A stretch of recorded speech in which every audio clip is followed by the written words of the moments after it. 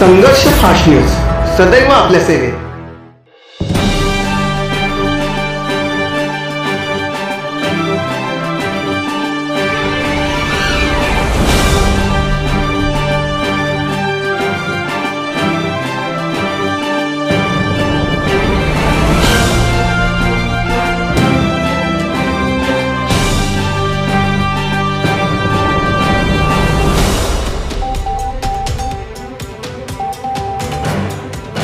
मामा, जे जखमी आहेत त्यांची भेट घेतलेली आहे, काय नेमकी परिस्थिती आहे रेल्वेची संदर्भात अशा प्रकारच्या घटना ज्या आहेत त्या नेहमी घडतात, मात्र आजची घटना ही मोठ्या प्रमाणात घडलेली आहे। रेल्वे प्रशासनाला काय सूचना असतील?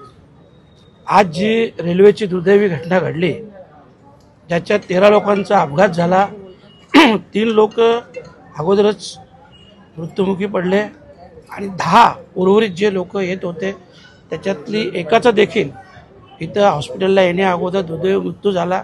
जे पोलीस कॉन्स्टेबल होते 2 लोकांना ज्युपिटरमध्ये शिफ्ट केलेलं आहे न्यूरोसर्जनसाठी आणि 7 लोकांवर ज्यांची इथं ट्रीटमेंट चालू आहे। हे 7 लोक त्यांच्यावर ट्रीटमेंट चालू आहेत, ह्यांची परिस्थिती चांगली आहे, परंतु आवश्यकतेनुसार काही लोकांवर उद्या ऑपरेशन देखील केलं जाईल अशा प्रकारचं डॉक्टरांनी चर्चा केली।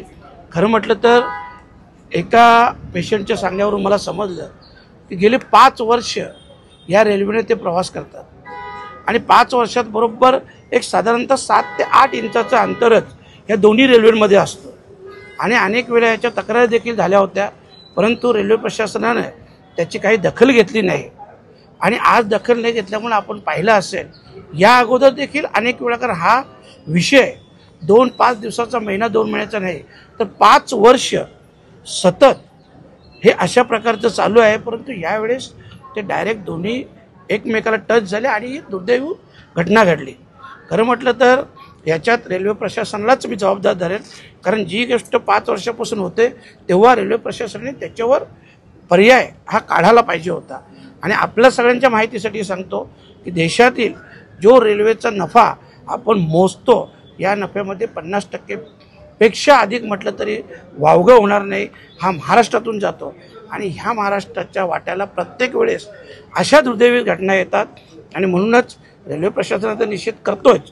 आणि त्यासोबतच मी येण्या अगोदर जे आपले GM असतील मीना साहेब आणि आदरणीय रेल्वेमंत्री साहेब असतील यांना देखील मी मेल केलेला आहे आणि या सगळ्या गोष्टी ज्या ज्या घटना घडतात त्या घटनांची त्या वेळेस पाहणी व्हायला हवी, त्याच्यावर योग्य तो उपाय व्हायला पाहिजे आणि याच्यात कुठल्याही प्रकारे रेल्वे प्रशासनाने हलगर्जीपणा करता कामा नये अशा प्रकारचं पत्र देखील दिलेलं आहे आणि संबंधित ज्याही अधिकाऱ्यांची अशा प्रकारे चुकी असेल त्या अधिकाऱ्यांवर कायदेशीर कारवाई व्हायला पाहिजे। मामा, आपण जर बघितलं सकाळच्या वेळेस 7:30 ते 9:30च्या दरम्यान जे चाकरमान्य असतात ते मुंबईकडे येत असतात, मात्र प्लॅटफॉर्म असेल किंवा रेल्वे स्थानक असेल मोठ्या प्रमाणात गर्दी असते। प्रवाशांची एकच मागणी असते की लोकल फेरा वाढवा, कारण की अनेक चेंगराचेंगरी त्या ठिकाणी होत असते आणि दारात काही प्रवासी उभे असतात आणि आज जी घटना घडली। गेले अनेक वर्ष आपण पाहिले असेल रेल्वेच्या फेऱ्या वाढलेल्या नाहीत, परंतु आत्ता जी 3री आणि 4थी लाईनचं काम आसनगाव आणि वाशिंदच्या इथं जो चालू आहे त्या 3ऱ्या-4थ्या लाईनचं काम झाल्यावरच या फेऱ्या वाढू शकतात, तोपर्यंत फेऱ्या वाढणं शक्य नाही। परंतु अपेक्षा आहे, मी महिन्याभरापूर्वी देखील रेल्वे मंत्री महोदयांना भेटलो, त्यांच्याकडे ही मागणी केली आणि ते देखील फॉलोअप घेत आहेत।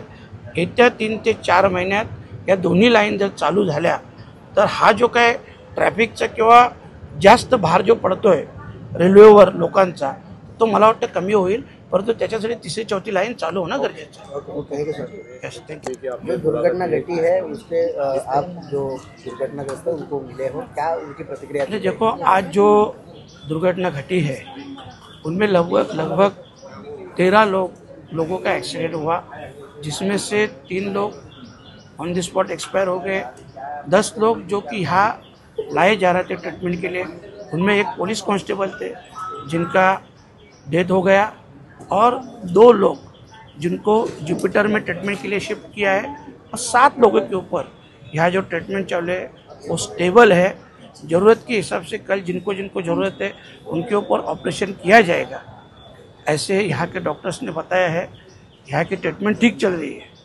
और ये जो दुर्घटना हुई मैंने एक पैसेंजर से बात किया, उनका कहना था कि लगातार 5 साल से वो इसी ट्रेन से आते हैं और 5 साल से यही ट्रेन सेम 6 से 8 इंच का सिर्फ डिस्टेंस रहता है और ये सेम पोजीशन में ट्रेन निकल जाती है।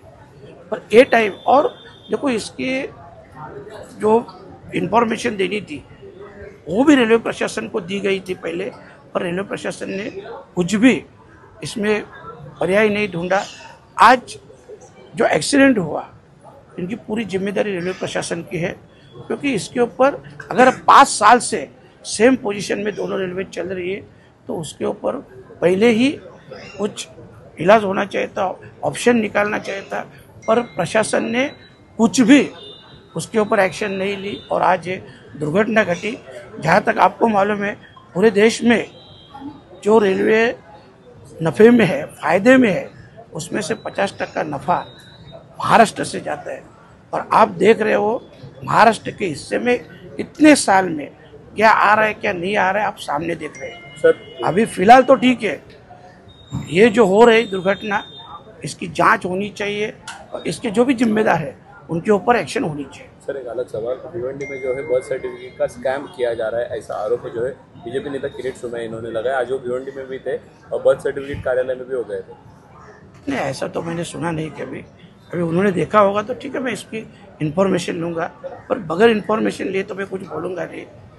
पर इतना पक्का है आज किरीट सोमैया साहब आके गए तो रेलवे प्रशासन में उन्होंने बोलना चाहिए, वो भी एक्स MP है तो उन्होंने ये बात में दखल अंदाजी लेनी चाहिए और रेलवे प्रशासन को बताना चाहिए।